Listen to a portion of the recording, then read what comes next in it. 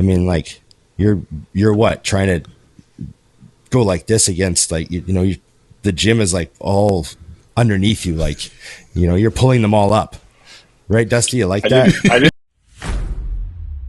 We kind of like did that non-start that one week, and it worked really well. You like the non-start? Yeah, now I noticed doing a start. You've done the non-start a lot of times. I think you've always gravitated toward the non-start. I think. Yeah. Deep down inside, even if you didn't know it, you liked it. Yeah. Well. Nevertheless, welcome to It's Just Bodybuilding. We don't know what episode number anymore, but I think we're over 170. Is this 170? I'd have to look. I look when I edit, but yeah, about 170. Yes, it is. You're right, Dusty. So we couldn't say one. Well, we can't guarantee it's 170. It is. It will be. Yeah. Yeah. All right. And remember, like, share, subscribe, comment, ring the bell, and ring the bell. I've been trying to go through the comments and like respond a bit. I saw that. Yeah, because it's fun. So, I like interacting with everyone. I haven't been on my phone for 3 fucking days, barely. Whew. Because we just had that big double show this weekend. Oh, yeah. Right. So it was like a super crazy, ridiculous weekend for me. I haven't been to West Coast Iron for over 3 days. I haven't even been in the gym. How do you know it's still there? I looked on Instagram and it's still there, and the staff are all still there apparently. And I haven't gotten any phone calls in the middle of the night from the fire department or anything like that. So I'm going to go in today. I hear it's still there today. There's apparently photo shoots happening. So because you were gone for like 8 days, just gallivanting around England. Then you came home for like 7 minutes. Then you took 3 more days off. Yeah. Crazy. Wow, you're fancy. Yeah. And then on Wednesday, I fly to Toronto for the weekend because my training partner, Braden, is doing the Nationals. Good for him. Cool. Week. And nice. All I'm going to say is that he will easily be the very best he's ever been by he competed exactly a year ago and he was like 204 on stage or whatever he actually weighed. Yeah. And right now he's like 215 in the morning and he doesn't need diuretics. Nice. He just peeled. So, wow.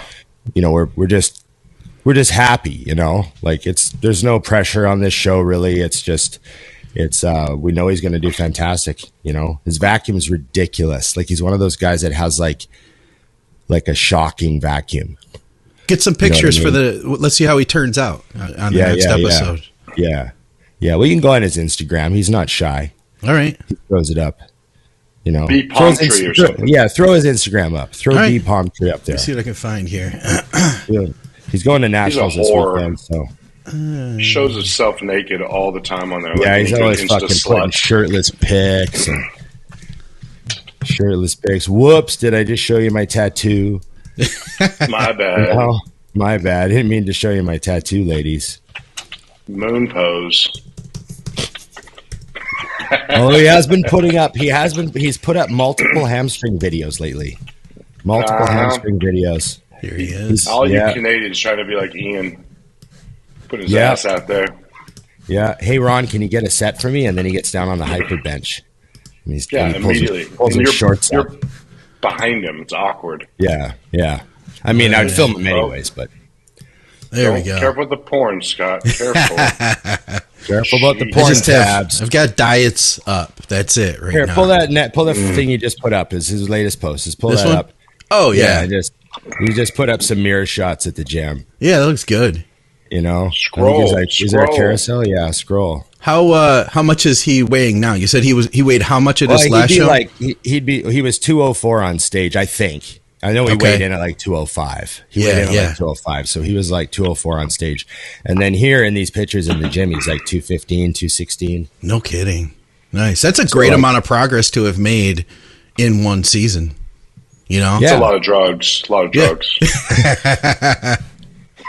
It's so hilarious because that's the joke. It was a massive cruise. Yeah. No kidding. And staying relatively good shape. Okay. Like not pushing the weight up like crazy, just like eating to be big, And you know, I think I don't even think he got to his heaviest ever. His heaviest ever was like 260, I think. And then last offseason, I don't know if he even went over. I think he might have hit 250, maybe. Okay. So, you know, and just training and eating, that was it. Yeah. And then start the prep again, right? Like with a big break. Good lower lats there. I like that lower lat hang he has. That's good. Yeah. So, you know, he's in good shape.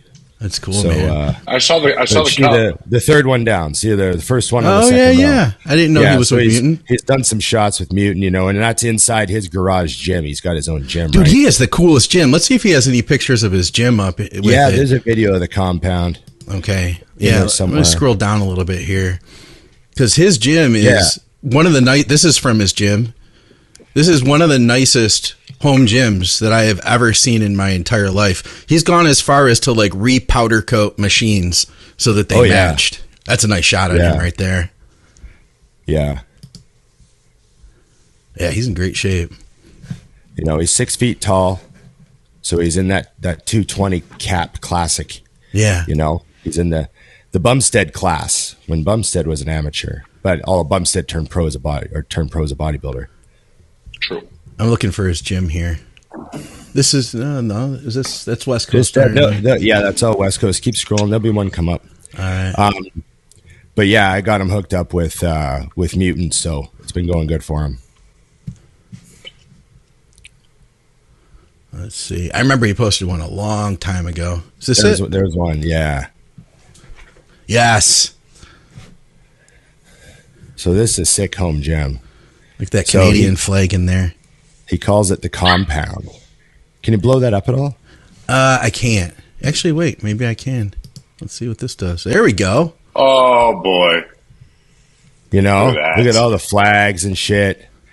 You know, he's even got like an out of order treadmill, just like a real gym. Right? Like literally, that's the fucking joke of he's got like an out of order treadmill. I'm like, oh yeah, real gym. You know? I mean, he's had a lot of people over to train there, you know. But like hammer machines, fucking Icarian or whatever he's got in there, Flex Fitness stuff, Atlantis stuff, our old seated calf raise out of the gym. You know, and a place to park his car still. And still got a place to park his car. Which is hard to do. The Icarian side lateral. Yeah. I love that. The flex bicep curl. So I know all these guys on Instagram that have like, you know, gyms that are like 5 times this big in their houses, right? But they're definitely the really rare exception. Like there's a guy right there is nice. Yes, he's Cybex hack. He painted it. He put he ordered new stickers. Holy shit! Stickers on it. You know what I mean? Like he gets the aftermarket stickers and puts them on. Yeah. You know. So yeah, hammer incline. That's our old hammer incline because we wound up getting a new one kind of for free. So we sold him the old one and he painted it. Is this incline right here? Is this hammer? That's a Magnum. Oh, okay. I like that converging Magnum incline. Yeah, those have a really good feel. Me being an equipment nerd, there's a story about that press. If you look at it, it goes too deep for big guys. Yeah. So when you get into it, it's like really hard to get into because it sits too deep for big guys. Yeah. So the guy who owned it before took a hockey puck on each side. Yep. And bolted it to the frame. So the arm comes down and it sits one hockey puck higher. That's so Canadian. Not like a piece of wood. It had to be a hockey puck. Yeah. And so it's like last. It's got a hockey puck mod on it. Yeah. And it makes it an awesome machine because now you can get into it. You know, you can squeeze into it. It sits a little higher. Yeah. And that Atlantis shoulder press is awesome. Yeah. That's the Atlantis shoulder press right there. Yeah, that looks good. Ooh, it's adjustable too. The height. Yeah. But anyways, just crazy, Jim. Calls it the compound. He's got a couple of signed Bumstead photos up there on the wall that Chris gave him. See? Didn't Chris like hand deliver those or something? Yeah. Well, Chris trained with us. Like we trained with Bumstead, you know? Yeah. So, you know. That's pretty cool, man. Yeah, and then if I really like that Smith. He's got a TV up there. He'll put like a Jay Cutler video on. Yeah. And we'll train. Oh yeah. You know, blast the music and put an old Jay Cutler video on. I haven't trained there for a while. We got to hammer some sessions there because it's been a while. It's literally everything you could possibly need, you know? So since then, that old leg press there, he can get rid of that now because he bought a Cybex leg press to match the hack. Oh, yeah. And I'm not sure if he has it painted and installed yet. Okay. Yeah, You know I what I like mean? that hack squat a lot. Like that's a nice machine. And it's crazy that he went through all the work of like repowder coating it and getting the stickers, you know? Yeah. Pretty cool. Yeah. So, but enough about him. Fuck. But let's talk about your guy. You had a guy at my show. Let's talk about your guy. Did you see him in person? Oh yeah, I saw him and I knew it was him, but like, you know, I'm fucking tied up with stuff and of course, you know, registering and shit. So I was like, oh, that's Scott's guy. And I remember giving him like a nod and I was hoping to meet him, but I don't think I actually met him. Oh, no kidding. I don't think he, you were a busy guy, you know. Here's a couple shots. So I'll give you an example. I saw like he looked great. How did he wind up placing? I don't even remember. So he did True Novice. This was his first show. And he won that out of 14 guys. So he was pretty happy with that. And then in his open class, he said he was like, I don't know, it was either 8 or 10 guys. He was like, there's just so many of them. And he ended up getting third place there. Yep. Meaning, you know, he won the overall, yeah. Yeah, meaning he ended up taking out a bunch of people who probably had more experience than him. Obviously, he's not the biggest guy yet. You know, he's a taller guy. Condition was great. Yeah, and that's all we really could do was make sure we nailed the condition. I just hope now that he's able to put on the muscle he needs to, because if he can do that, you know, he'll obviously continue to be competitive, you know? Yeah. Yeah. I don't think I met him. Like, I don't think I actually met him. But the funny thing is I saw a couple pictures on Instagram that I don't remember taking. Yeah. It was a blur. So, yeah, that was very intense. Yeah, I heard Classic was really competitive overall. Classic was fantastic. Yeah. You know, and like half the guys in Classic could have just walked into bodybuilding classes and the bodybuilding classes would have looked fucking great. Sure. Yeah. You know, but I don't know why people feel like they shouldn't do it. I just don't get it.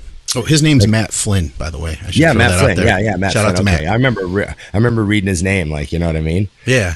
And I remember him winning that True Novice. That was kind of to me that was obvious just by walking around on the stage. I didn't see the other guys, but I'm glad. The funny thing about this show was it was in a new venue, so we moved it to a casino. So we're in like a Delta hotel, like it's all inclusive. It's beautiful. It's like you know, like fantastic. So we got a giant ballroom, right? Yeah. And we set up the lights, and everyone looked great. Like if you look at pictures of the 212 pros, they're fucking peeled. They look awesome. So we were really happy with how people looked. But from the side stage where I'm standing, people don't look good. Oh, no kidding. It's just from my view. You know what I mean? Like just from my view, people were like, you know, okay. But when you just walked around front, it was like it transformed, right? So, you know, because your view as MC is always different. Like every show is different because the lighting is different, and some of it's terrible for an MC, but no one cares. That's not what they set light up for. Yeah. So it's just funny. But then like, so, you know, it sort of made everyone look equally conditioned from like my brutal side angle. Yeah. Right. But then when I walked around, I just kind of peeked around the front of the line at one point, and he was hard as nails. Nice.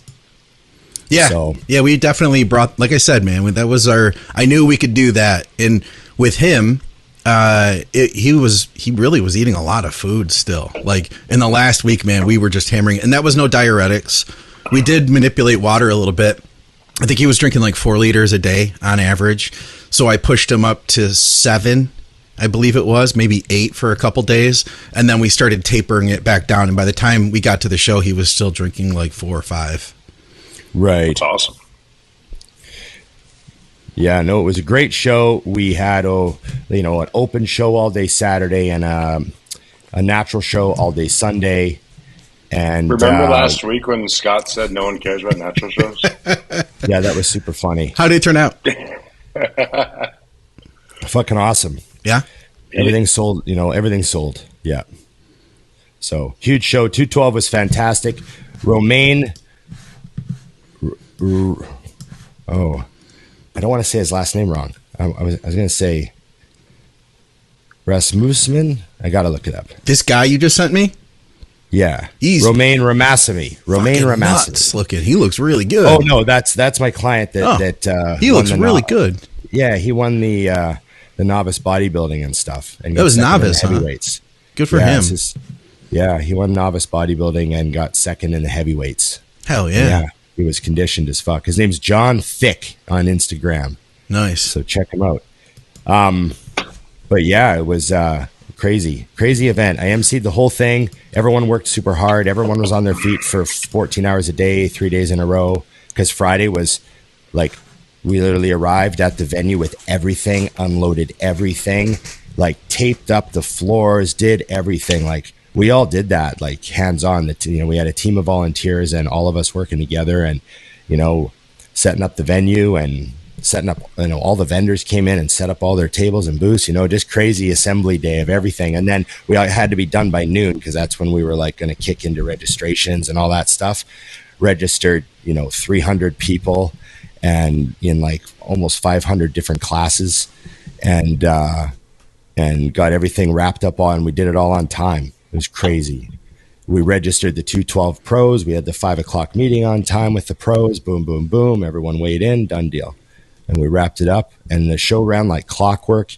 It just went so well. Like the team just operated well and all the athletes listened. It was just it was fantastic. So we're just all just like, I'm just on cloud 9 today. Like I feel like I just hit home runs all weekend, Yeah. So yeah, it was a good time. I mean, I'm sure somebody somewhere is unhappy, but we just haven't heard about it yet. Someone's I got a message. Always unhappy. Yeah, just fantastic stuff. Like Romain, he messaged me after the show and he said, that was the best experience of my life. I've qualified for the Olympia. This is unbelievable. Your show was awesome. Like he just had a great time. You know what I mean? That's so cool. When you hear that from like, the athletes, it's, makes you feel pretty good about stuff, Yeah. So, yeah, just sharing a win. Just sharing a win. I like wins. Yeah, you got to do that once in a while, and just trying to thank the athletes and everyone who listens. Like I had a ton of people come up to me, I listen to your podcast, and it's just like how we were at the UK, Dusty. Like this was another bodybuilding event, and I was just completely just getting hammered by people saying, "Hey, listen to the show," And then I had 2 people tell me, you got to bring Dusty up for it next year. Oh, yeah. Although don't expect Dusty to like tape the floors and stuff. Just No. No, but maybe I can get Mutant to bring him up for a shoot. And he just happens to be here for the show. I could pay someone to do my part of the taping. No, you don't have to do any taping. I'm saying you come up as a guest. Come up as a guest. I'm not gonna make you fucking work, dude. I might make you dog sit. Scott and I took it like way to the side. And Rob's still like, what's happening? Well, we should do one. We'll do a live podcast the night of. Yeah, it'd be fun. That'd be cool. So. Yeah, and it's funny. And another thing too, like the last couple times I emceed it, I was like, it was pretty exhausting. Like, yeah. And I thought, fuck, I can't do that like forever. I can't do a 2-day show like all the time. Like I'm going to have to farm that off. Yeah. And then, so this year I was like, well, I guess I'll do it again because I never farmed it off. I fucking put it to the last minute and couldn't find anyone else that would be good to do it. And all by themselves. And, but then after this weekend, it went so well that I'm like, I don't want anyone else to do it. Yeah. That's my job now. Like I didn't realize that was going to be my job, but that's my job now.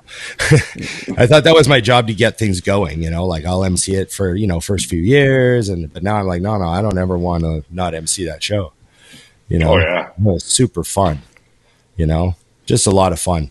And, we had Tarek El-Gindi up to head judge. Nice. The Saturday show because we had the pros, right?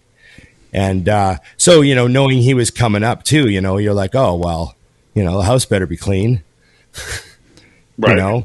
Coming up, bringing up an American head judge that does the Olympia, Yeah. You want to make sure everything's in order. So that was cool. He had a great time and loved the venue and, so it went well. Yeah. So looking forward to the Vancity showdown again next year. That's my little shout out to my own shit for this week. That's cool. I want a jersey. I want a jersey shirt. Just so you know. Yeah, those were cool. You know, Very cool. There's certain things like, you know, you can only really fit so much into your thoughts, right? So we're having these team meetings and I hear someone say, hey, we should all get a jersey, matching jerseys. Like the team should have matching jerseys, you know, the promotional team. And I heard them, well, what kind of jersey? And about that many words into the conversation, my brain just went, oh, doesn't matter. And I just stopped listening to anything about jerseys because I don't give a fuck. Just whatever you hand me, I'll put it on. I don't give a fuck. So I got other stuff to think about, right? Like I do that. You have to partition your like importance of stuff. Like, oh, they're talking about the brownies that someone's going to bake. Okay, yeah. I don't give a fuck. You can only make so many decisions. Yeah. I don't even care. Like what? Yeah. Like, you know, I'm just opting out. So, so they came up and handed me that shirt on Friday when we went to set up, and I was like, oh, these are fucking cool. And I got a triple XL, and it's actually like a little big, but I'm like, oh, this is going to be a great leg day shirt. Absolutely. It's like old school long. Nice. Like you could pull the ultimate meathead move. You could put your fanny pack over the long baseball top. Well, that's how you hold it up properly. I like that. I saw Dorian do that. That's how Dorian was wearing his fanny pack when I met him. He had it over top a baseball jersey. Hell yeah. See? That's the look. Go. Dusty, you could bring that back. I'll bring it back because I don't give a fuck. Let's do it. Over top. I love the jersey, though. The jersey, like, I immediately was like, we need those for Mutant. As soon as I saw it, I'm like, I need one of those. And I know a guy who will make them. Ron actually knows a guy. He isn't the guy. He doesn't even know about the fucking brownies. What if they're weed brownies? What if you eat too many of them? Nobody told you and you're fucked. You got to listen to that shit. Well, I'm probably not going to eat the brownies at a party, so. Oh, I would. Fuck. Sorry. Anyways. What'd you do this weekend, Scott? Yeah, what's your weekend, Scott? You had a client in my show, but you also had a life outside of that. Hardly. It was, you know, little work. It's nothing fancy. Spent the weekend with the wife. We went to pick up a bunch of vegetables at the farmer's market, you know, that kind of thing. She purchased gourds for the front porch. So you have like the mums and the gourds and the pumpkins, and you do like a little thing, little fall spread, you know? So we've got that going on. So she did that, and I went to the range. That was it. Work. That was a lot of like old school just now.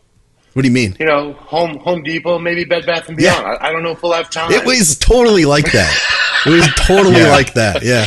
As you were talking, I was like, gourds? It was very low key. It was all right. So are you going to shotgun a beer or not? Anyways. Yeah. You're going to play a banjo. Got it. Love it. It's good. What about you, Dusty? I'm always doing shit now. I don't even know. I went. Yeah, it looked like you bought a motorcycle, went for a very expensive steak dinner, and drove somewhere. I saw Joe Rogan. Oh yeah. I saw Joe Rogan. Yeah. How was that? It was a busy couple days because I closed on the house on Thursday, went to Atlanta on Friday, saw Rogan. Went to dinner at STK, woke up the next morning, drove to Augusta, it's like 2 hours away from there, and picked up a bike and then drove it home. No kidding. Quick. Yeah. But in fairness, I had planned on buying the bike for like 30 or 40 minutes before I did it. So that was cool. What did you buy? What's your bike? I saw it. So I'll be honest with you, Dusty. Yes. Here's me as a brother who loves you, being honest. I saw the bike on the story. Was it story or post? Yes, both. Okay, well, something came through my feed, and I saw like a video panning of a bike. Yes. And I looked up, and it said Dusty Hanshaw 08, and I went, bullshit. And I scrolled past it. Didn't even want to see it. I was like, nope, he didn't buy a bike. Nope. That didn't happen. Couldn't have happened. I'm just going to not read there it is. Fuck. Here we go. You're making it real. It feels more real when it's happening live. But yeah, no, it was a must. That's what cool is looking. This? Is this a night train or something? It's all black. It's a road glide, but it's black is the only color I think that Harley should be available in, and I needed it to be black because it matches the truck. So that was part of it. Those were the keys, you know what I mean? But I hadn't ridden in about 6 years. I had a bike. My first car was a bike, so it's been a little bit. I got on for a minute. It took about 10 minutes for me to feel like super comfortable again. I was like, damn, it's been a minute. But yeah, I didn't kill myself in the first 10 minutes, so we're in business. And now it's the only thing in my new house currently. Nice. Because I haven't moved yet. So I have a feeling I know the answer, but I'm going to ask you this question. Does that bike have, do you have the intention of actually taking that bike on the road? Like packing it up and going somewhere on it? Like, is that for Sunday rides? Yeah, no, I cruise around. Like, I'll go like an hour and a half, 2 hours. I don't like trying to, if I'm going long distance, I'll be inside of my truck. It'll be on a trailer. Harley people are crying right now hearing that. I don't give a fuck. It's the same. Right. Like, it's like camping. Like, if I'm going to go camping, it's going to be like at the W hotel. Right. Right. Actually going camping. Yeah. But it does have a radio, which is cool. And so you can set up and play off your Spotify, which is important for Ron. So yeah, we're all set. Damn. It's basically a two-wheeled couch. Oh, and I've been buying furniture today, by the way. Fuck my life. I had to go buy a couch today. I put new flooring in the upstairs of the house today where I paid for it. Today was an expensive fucking day. Yeah, dude. They had carpet in my house, and I don't like carpet. Yeah. So first thing, I had to call somebody. They're removing it on Friday, putting in all new flooring, so we're in business. Then I can move in. But yeah, it's been an expensive morning. I got one of those, those love sack couches? Not the fucking beanbag, the actual couch. You can buy like sections and make them as big as you want, any way you want. Yeah. Awesome. But we're not going to talk about it because it hurt my soul a little bit. The total came up and I'm like, all right, bought a second motorcycle. Cool. Fuck. Damn. But the reason it's cool is because if anything happens, say you happen to have two Yorkies or children who might fuck it up, you can actually take the cover off and replace the cover if you want. So, like, your couch isn't, like, fucked if someone stains it. Yeah. Or if you're a 40-year-old, 2-year-old, that'll probably spill on yourself. And what did you call that couch? Love Sack. SAC. Love. Yeah, they're awesome. Sack. You create your own sectional or whatever you want. You got to get one, Ron. It's amazing. Really? Okay. It's a fact of life. Because we need a new couch. Look at me selling for them. Those fuckers better sponsor me. So this is like free advertising. I'm even saying their name. Dusty 20 at Love Sack. Exactly. This is just in time. Yeah, we actually went to buy the couch we have. We just went to buy the new model because it fits perfect. And they're like, oh, they stopped making it. We don't have any more. Yeah. And we're like, oh, fuck. So now I'm going to check this out. Imagine if you could build the couch of your dreams. And you can. Who knew? It'll cost your soul, but whatever. Yeah. Oh, yeah. Yeah, they're classy looking, too. You get a modern look to them. Absolutely. Yeah, so right now I have a motorcycle in my house and nothing else, so that's interesting. My neighbors probably think I'm nuts. I've been there twice just to pick it up and leave. Come back. So, yeah. Anyways, that's the life. What do we got for questions, Scott? What's going on?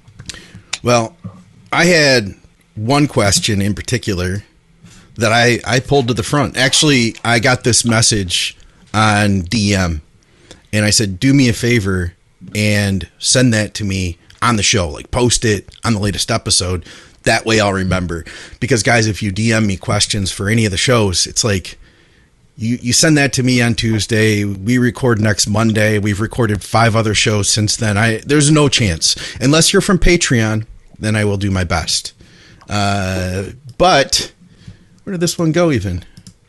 You lost the one. Yeah, I did. It was like the question. Maybe it was at the end here. Oh, Oh, here it is. Yes. There we go. It's from Randy. He says, "Hi guys, awesome show. You DM Scott a suggestion for a topic and was redirected here. The topic is gym etiquette and the evolution of what it is now.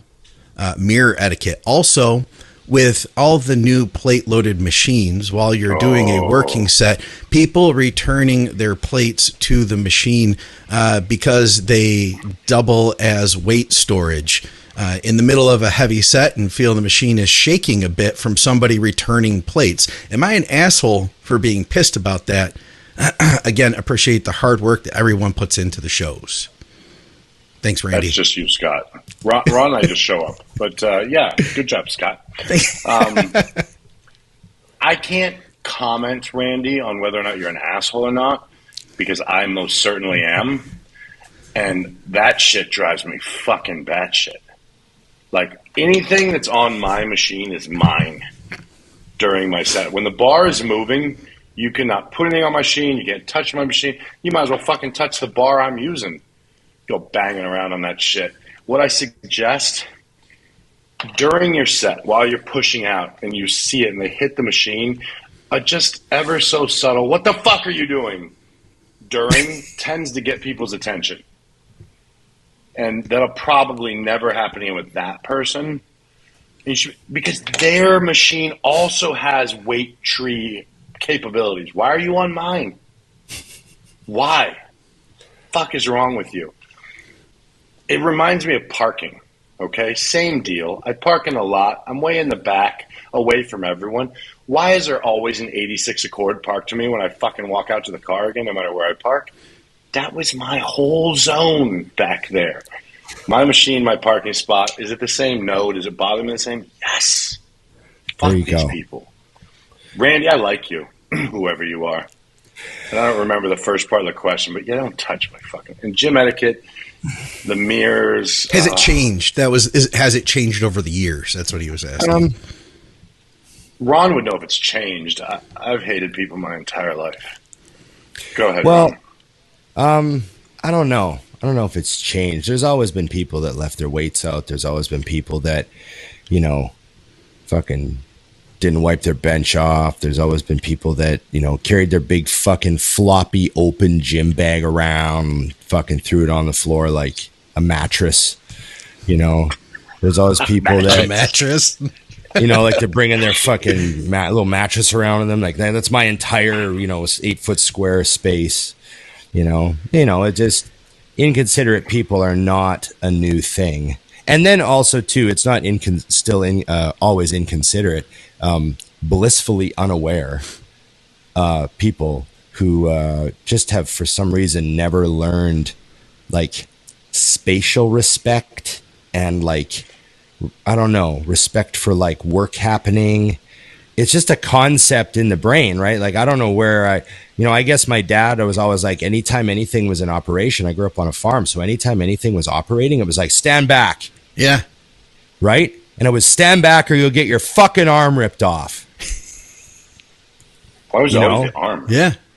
Well, because that little kids would reach into shit and fucking boom, their arm's gone. And it happened on farms.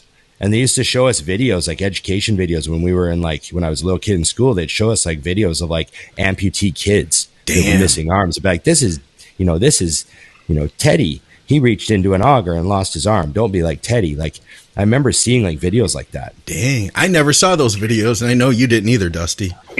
I live on a fucking farm. Right. But I would have rather seen the video of Teddy losing his arm. That would have really driven it home better. We'd get a lot more hits too. Yeah. Yeah, you'll love You just learn.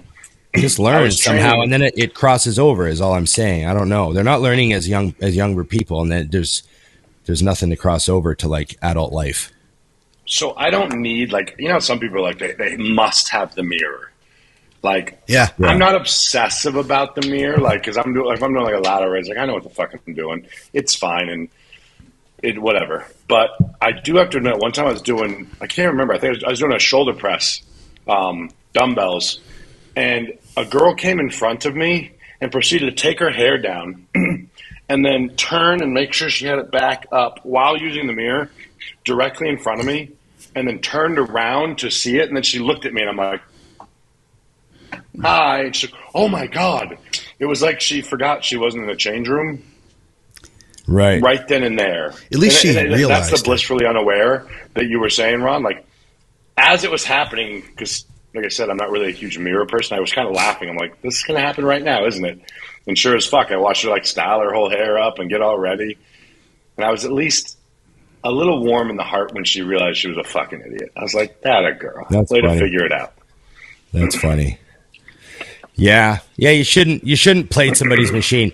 So here's another thing. Here's a sidebar. I have done it to someone. Yeah. I remember there was a girl doing hip thrusts on the Smith, and she was like using like hardly any weight, like 5 pounds a side, and she was doing like 10-second reps, like it was some sort of like super slow non-training thing. And I just quietly put some plates on the machine. Non-training thing. Go ahead. that's my new phrase. Like, I don't know, he's doing some new non-training thing. But I remember I put my plates like quietly on the Smith and on the rack, you know what I mean? And I remember thinking, like, I'm not even vibrating the machine. I'm doing a really nice job of this. Like, I was conscious of the fact that I was breaking a rule, but yes. I was like being so good about it that I was like, hey, I can get away with this, you know? I remember doing that. It's so funny that he asked that question, because that's the first thing I thought of was, I did that the other day. She didn't notice or anything and like didn't say anything, but just in my head, it was a thing. Yeah. You know? It was a thing. It was a thing. Dusty's like, you did break a rule. I do it all the time, though. I will say that during like a rant of something that irritates me, and I'm like, and I've fucking done this, but you shouldn't fucking do this. I'm like, I am a hypocrite. But anyways, back to the reason I'm right about this moment. Oh, terrible. I have something kind of related, and I think about it because I went off my poor client, Patrick. His name is actually Patrick Moore. He's a different Patrick Moore, not the black guy. He's the white Patrick Moore. He's done a great job, though. And he needs to bring his hamstrings up. Yeah, he needs to bring his hamstrings up like most white guys. And I asked him to shoot me some video. And he shot me some video, and I looked at it, and I sent him a voice memo back. And what I felt he needed to do was be more intense with it. And it looked like he was training in a crunch fitness. And I went off on this whole tangent in this voicemail the poor guy had to listen to for like 5 minutes of me saying that I think that one of the problems we have, we can't all train at gyms like West Coast Iron. It's just not every city has one of those. And if you do train in a place like that, you're among like-minded people who are all trying to more or less do the same thing, which is grow an incredible amount of muscle. And that's not going to be that the non-training stuff you were mentioning, Ron. Like you have to train hard. You have to take this to failure. It's going to be uncomfortable. And I think that in a place like Crunch Fitness, people who train really hard are kind of looked at differently because it's they're going for mediocrity. And I think that striving for it. Yeah, it's a lot harder to excel in a place like that, because after a while, I've trained in a place like that before, that you do start drifting into that. I'm just doing my workout like everybody else. I still train harder than everybody here. Yeah, exactly. And that's not saying much. So, yeah. But I went off on this whole tangent about it. And I just remember the end of my tangent was like, and if you're going to grow your hamstrings, you need to you need to go to hell. Click. That was like the end of my voice memo. And I was like, damn, Scott, that was pretty intense. But that's the truth, though, funny. Is I feel like, a lot of times it's frowned upon to try too hard in a gym like that. So I guess it's almost a reminder that, what, maybe we aren't meant to fit in places like that. And there is some level of etiquette to that. Like everybody wants to be really polite and quiet, and I don't know. Yeah, a rising tide, raises all ships, right? So when you're in an environment where everybody's on their way up, sometimes you get dragged along with them. Like that's, everyone's doing their cardio. Fuck, it's easier to do your cardio. It is. Yeah. everyone's fucking training hard around you. The guys next to you are going hard. You're like, it is like that stuff has helped me through like a lot of workouts. Being in the right gym has made an enormous difference. Like I've trained at health clubs. I had a World Health membership so that I could just get out of like, you know, I had trained at Hardcore Gym in Edmonton for 13 years. You know, it was a powerhouse at the end there. But you know, I trained there for almost 14 years. And, you know, I always had a health club membership, you know, go to World Health once in a while. And, you know, we check out some chicks on the treadmill. You know how it goes, you know, go do arms at midnight.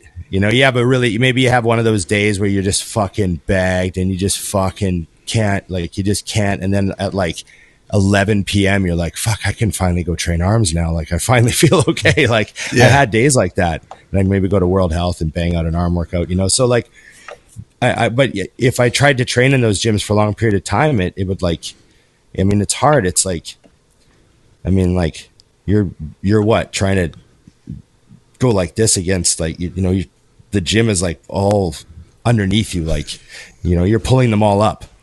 Right, Dusty? You like that? I didn't really understand the double jerk off technique. I was like, well, I don't that's do that just at me. my gym. That's just me. There was also like 2 hands is way more than needed. Anyways, well, wow. You know, okay. if you're in a pinch, you can use a pillow. Wow. But I'm like, I'm so following that all of a sudden he's like air jerking off. I'm like, I don't know what's happening anymore.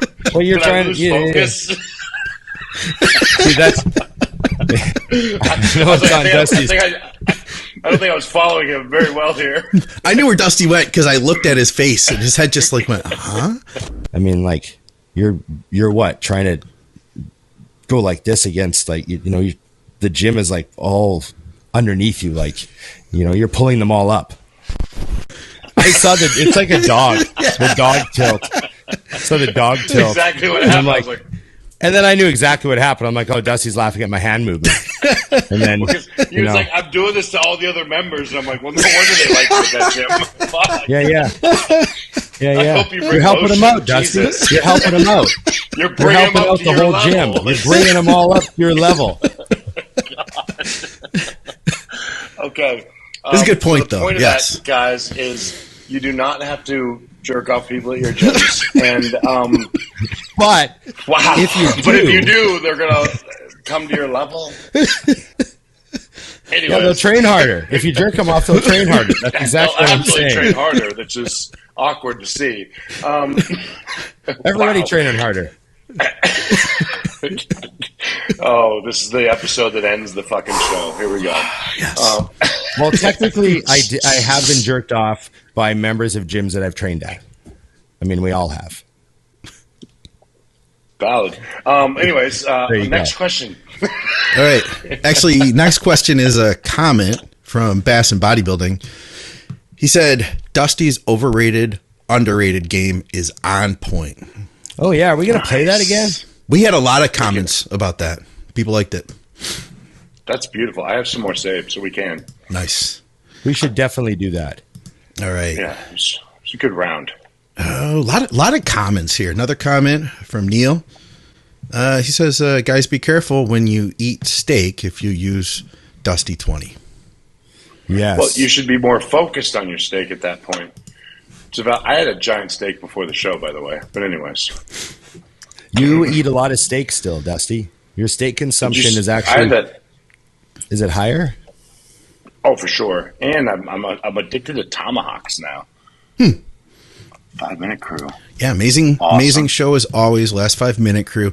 And Dusty's new segment is fucking awesome. See, again, question for the next show. I have some neck pain going on, waiting to get in for a CAT scan.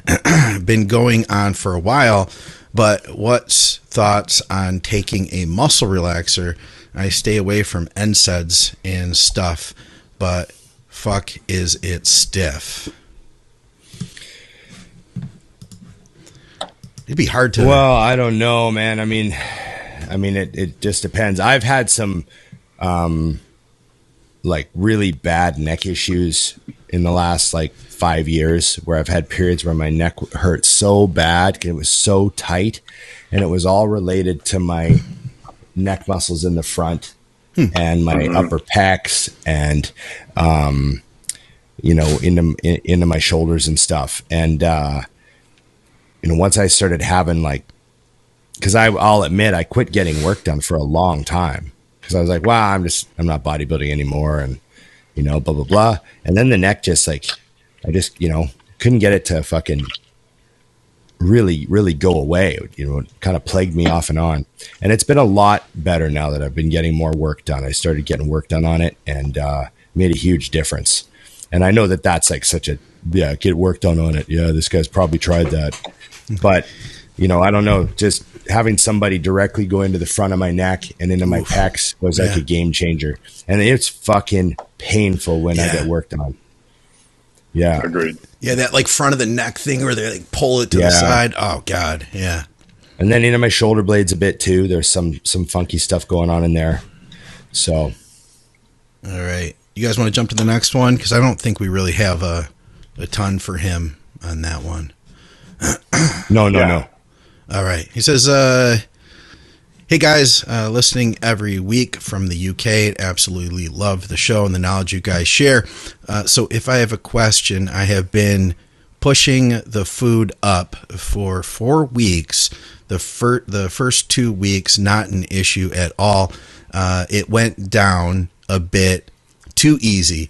But after that, I have been feeling really bloated and uncomfortable and holding a bit of water retention. My cycle is 500 milligrams Primo, 500 NPP, and 600 Test E, 60 T-ball daily, and I'm running 1 milligram of Arimidex daily as well. Any advice on this would be appreciated, and keep up the good work. Well, first, lower your Arimidex dose. Holy shit. A lot, yeah. Yeah, so there's a lot there. I mean, obviously you don't know what the guy looks like or what his history is, but if we're just talking about that snapshot, and I had to take my best guess, I mean, not like I'm going to tell people, how much to fucking use and shit, but I would drop the NPP completely because it's possible that he's having nandrolone issues if he's super bloated. Just drop it. You just don't need it. Even in fact, drop everything but the test and maybe just 1 Arimidex a week and just train. Just see what happens. You might look way better, and feel way better. I mean, who knows? You can put the Primo back in after if you want. I don't know. I'm just spitballing. Yeah. But when you factor in the timeline, what you're saying makes perfect sense. Of course you didn't notice the first 2 weeks. None of those drugs had hit yet. Yeah. Yeah, they're really built up in the system. They're active and stuff, and they're triggering signals and all that, but they're not populated your receptors fully yet. So you shot in with a ton, and I'm assuming you've never done the cycle based on the response. So like Ron said, it's hard to nail what's causing the issue. So I agree. I would definitely, like I said, my knee jerk was the 1 Arimidex every day is a ton. I don't think people realize how much that is. I mean, I would do a half of one twice a week, maximum 1 twice a week, and you should be fine.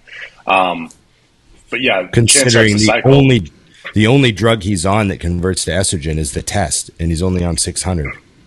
Yeah, it's just a lot. I don't think people realize how expensive real Arimidex is, and B, how hard it is in the body. Everyone's so afraid of the drugs they take and don't realize what taking AIs can do if they're at a high level. So pull those back, and then I do the same thing Ron said. Take everything back. Start with the Primo, be the first thing I put back in. The other question is after the test. Putting it back in. Yeah. Test only, then add the Primo back in, see where you're at, And same thing with the T-ball. I mean, that could be affecting your appetite, not necessarily your water retention, but that could be affecting the appetite for sure. So the next move with that is if you put that back in, take it before bed instead of first thing in the morning or whenever you're using it. Because a lot of people that have appetite issues, that's a good way to sneak past that as you take it and go to sleep. So That's about it. I haven't tried that before with orals. Before bed. Just take the whole dose before bed if you have it. I mean, some people still have appetite issues after that, but it can be the one step that works. The last thing you can do. I wonder, like, is his Arimidex real? Is this research stuff? That's actually like 0.2 milligrams. Yeah. All right. Is the question real, Scott? Are we real? No. Okay. Oh, how about this one? Matrix. Jeremy Weens says, question for the next show. Who is the most underrated bodybuilder you've ever seen in person? Ooh. I'm trying to think of the most underrated.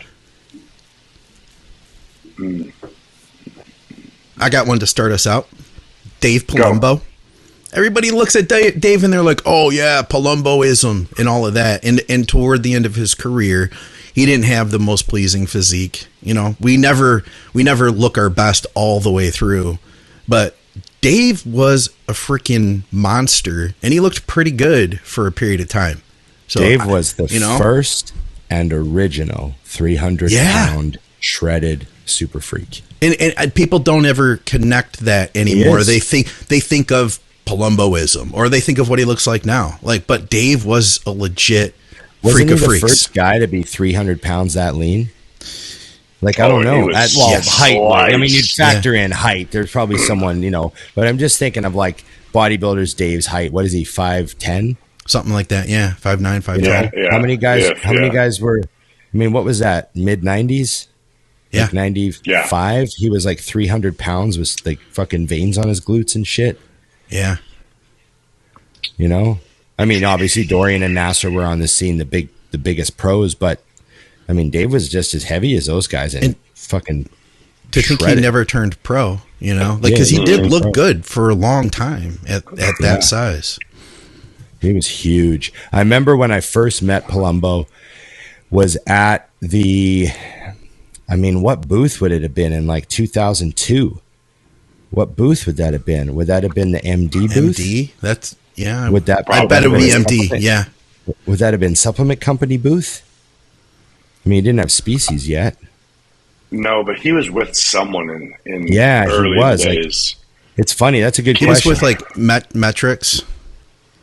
Was he with Metrics? Oh, I think he was, because he kept, when he posted his diet back in the day, he always said Metrics packets were 2 of the meals. That was half his diet were Metrics packages. Yeah. McDonald's and Metrics packets. So I remember I was emailing with him a bit because of the boards. We knew each other off Muscle Mayhem. Yeah. And I was talking to him about maybe having him prep me, right? So I went and met him at the booth, and I remember I was just like, holy fuck.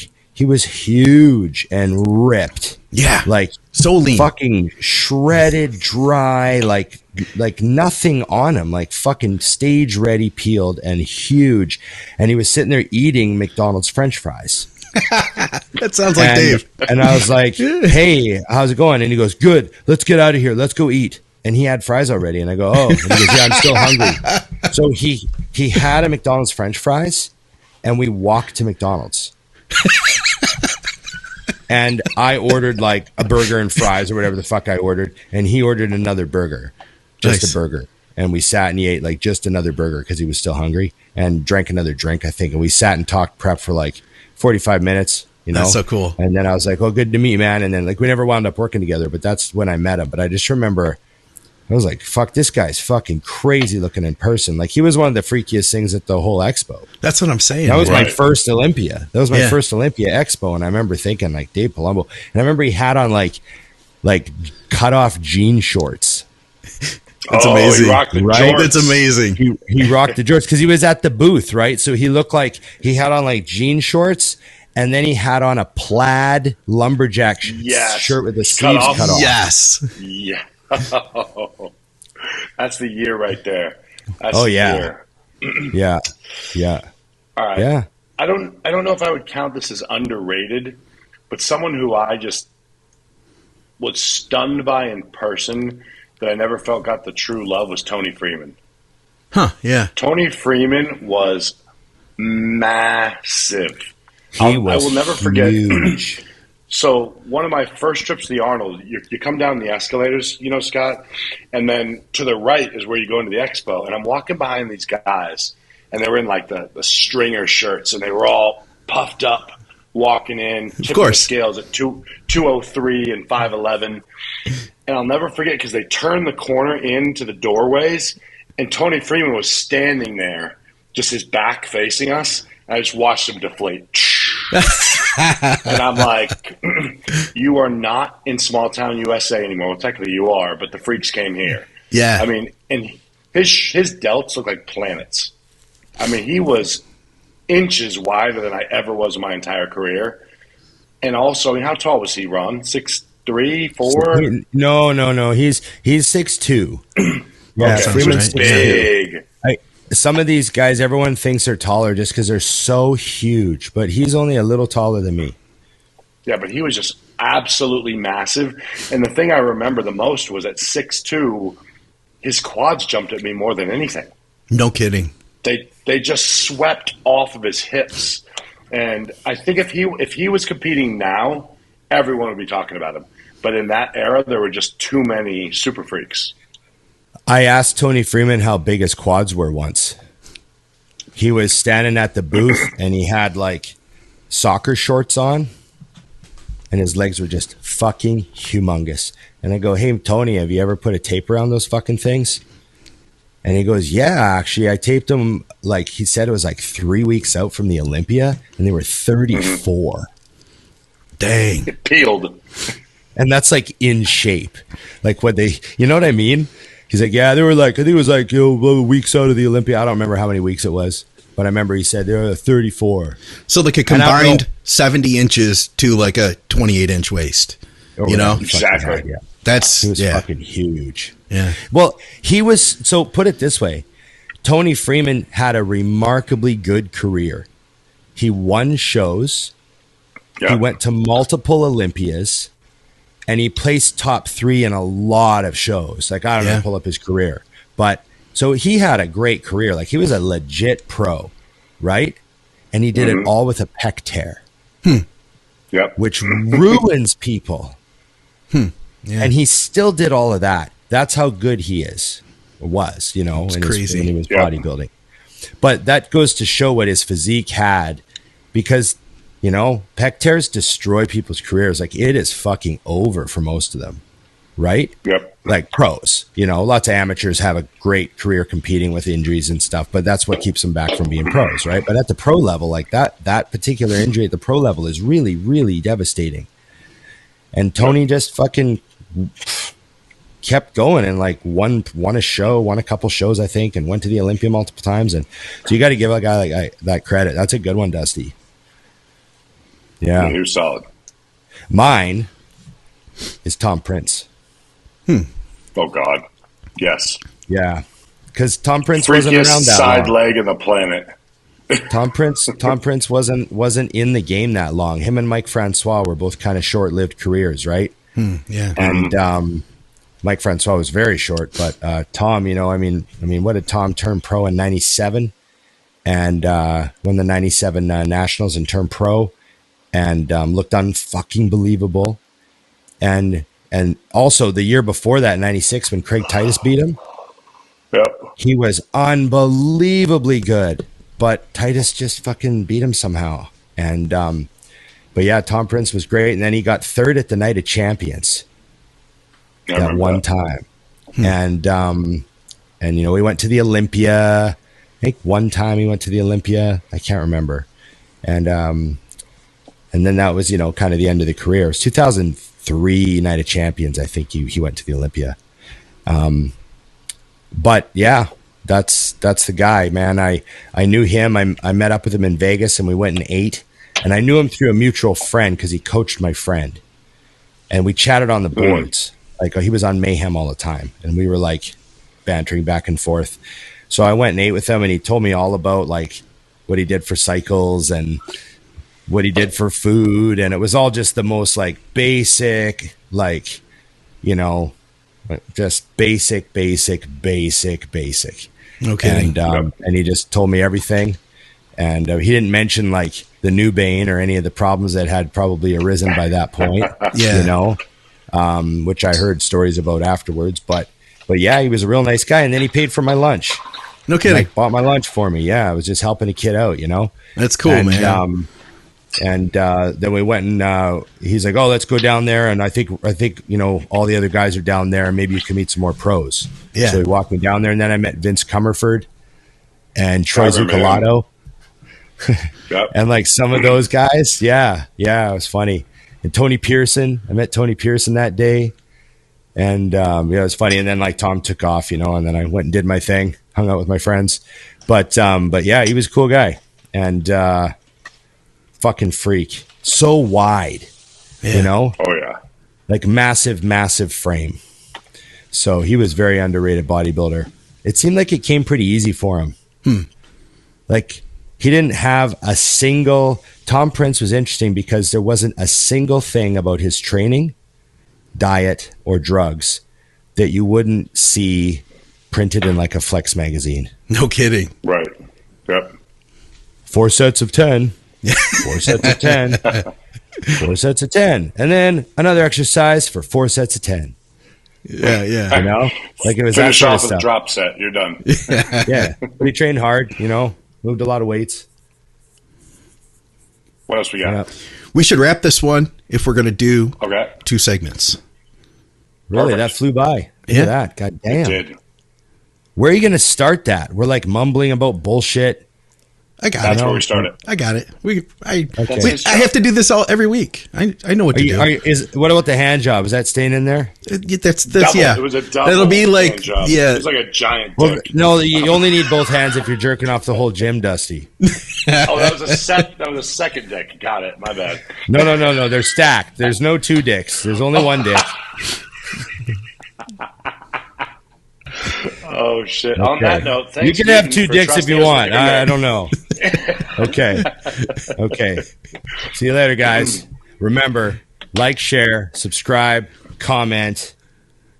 Ring the bell and use codes BigWrong20, Yes. Dusty20 on IamMutant.com. Yes, and the codes work both in the States and in Canada. So Canadians can even use your code. Not that they would. No way they would. Could. And there's a lot of Americans who already don't like you. And they will happily use my code. That's a very valid point, actually.